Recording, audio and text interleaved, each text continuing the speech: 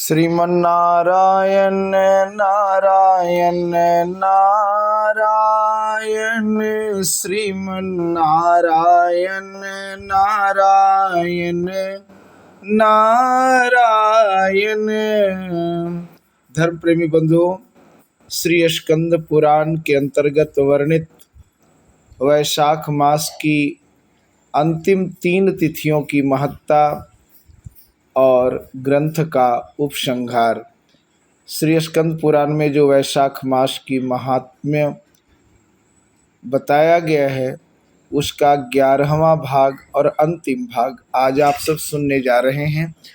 श्रुतदेव जी कहते हैं, राजेंद्र, वैशाख शुक्ल पक्ष में जो अंतिम 3 त्रयोदशी से लेकर पूर्णिमा तक की तिथियां हैं वे बड़ी पवित्र और शुभकारक हैं। उनका नाम पुष्करणी है। वे सब पापों का क्षय करने वाली हैं। जो संपूर्ण वैशाख मास में स्नान करने में असमर्थ हों, वह यदि इन 3 तिथियों में भी स्नान करे तो वैशाख मास का पूरा फल पा लेता है।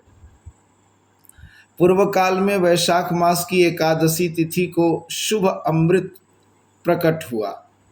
द्वादशी को भगवान विष्णु ने उसकी रक्षा की। त्रयोदशी को उन श्री हरि ने देवताओं को सुधा पान कराया।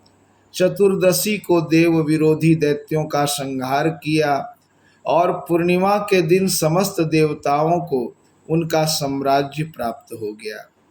इसलिए देवताओं ने संतुष्ट होकर इन 3 तिथियों को वर दिया।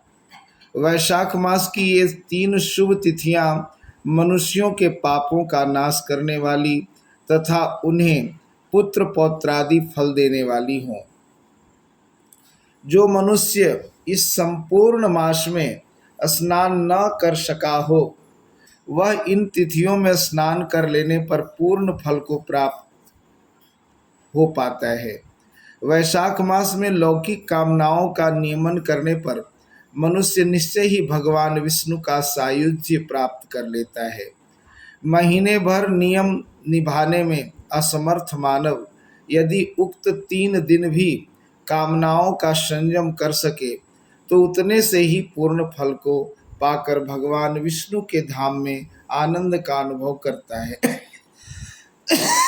इस प्रकार वर देकर देवता अपने धाम को चले गए। अतः पुष्करणी नाम से प्रसिद्ध अंतिम 3 तिथियां पुण्यदायिनी, समस्त पाप राशि का नाश करने वाली तथा पुत्र पौत्र को बढ़ाने वाली है।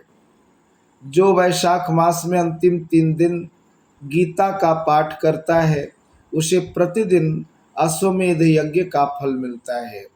जो उक्त 3 दिन विष्णु सहस्त्र नाम का पाठ करता है उसके पुण्य फल का वर्णन करने में इस भूलोक तथा स्वर्गलोक में कौन समर्थ है। पूर्णिमा को सहस्त्र नामों के द्वारा भगवान मधुसूदन को दूध से नहलाकर मनुष्य पापहीन वैकुंठ धाम में जाता है। वैशाख मास में प्रतिदिन भागवत के आधे या चौथाई श्लोक का पाठ करने वाला मनुष्य ब्रह्म भाव को प्राप्त होता है। जो वैशाख के अंतिम 3 दिनों में भागवत शास्त्र का श्रवण करता है वह जल से कमल के पत्ते की भांति कभी पापों से लिप्त नहीं होता।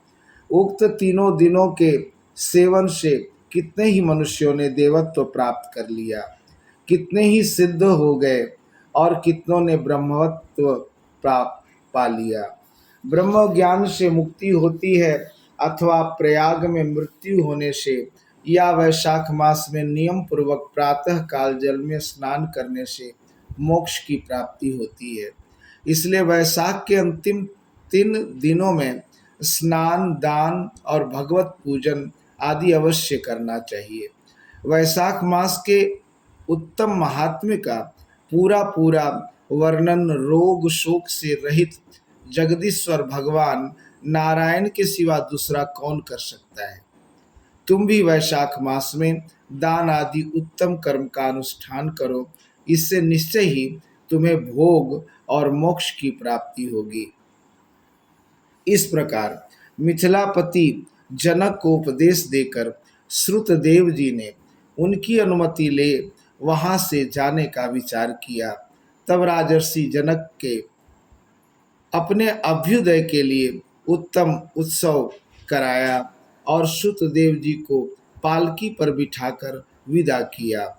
वस्त्र आभूषण गौ भूमि तिल और सुवर्ण आदि से उनकी पूजा और वंदना करके राजा ने उनकी परिक्रमा की। तत्पश्चात उनसे विदा हो महातेजस्वी एवं परम यशस्वी श्रुतदेव जी संतुष्ट हो प्रसन्नता पूर्वक वहां से अपने स्थान को गए। राजा ने वैशाख धर्म का पालन करके मोक्ष प्राप्त किया। नारद जी कहते हैं, अम्बरीश, यह उत्तम उपाख्यान मैंने तुम्हें सुनाया है, जो कि सब पापों का नाशक और संपूर्ण संपत्तियों को देने वाला है। इससे मनुष्य भुक्ति मुक्ति ज्ञान और मोक्ष पाता है। नारद जी का यह वचन सुनकर महायशस्वी राजा अम्बरीश मन ही मन बहुत प्रसन्न हुए। उन्होंने बाह्य जगत के व्यापारों से निवृत्त होकर मुनि को साष्टांग प्रणाम किया और अपने संपूर्ण वैभवों से उनकी पूजा की। तत्पश्चात उनसे विदा लेकर देवर्षि नारद जी दूसरे लोक में चले गए, क्योंकि दक्ष प्रजापति के शाप से वे एक स्थान पर नहीं ठहर सकते।